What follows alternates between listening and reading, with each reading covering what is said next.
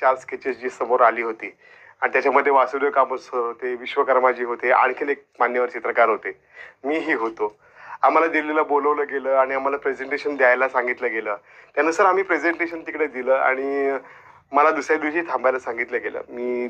आमची सगळ्यांची स्केचेस तिथे ठेवून घेतली गेली आणि प्रत्येक चित्रामधला एक थोडा थोडा त्यातला सजेशन, त्यातले विचार आणि या सगळ्याचा विचार करून तिकडे ते पुढे काम सुरू केलं गेलं. म्हणजे मला स्वप्नासारखं आहे.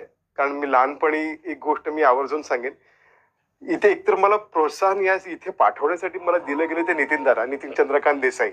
आज दादा नाही आहेत, पण त्यांनी मला हे सांगितलं की स्केच तू पाठव, पुढे काय होतं पाहूया. पण सुदैवाने निवडलं गेलं किंवा समोर आणलं गेलं किंवा माझं त्यांना आवडलं गेलं म्हणून मला बोलवलं गेलं.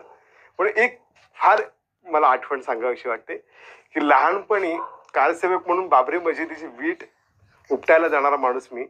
आज मला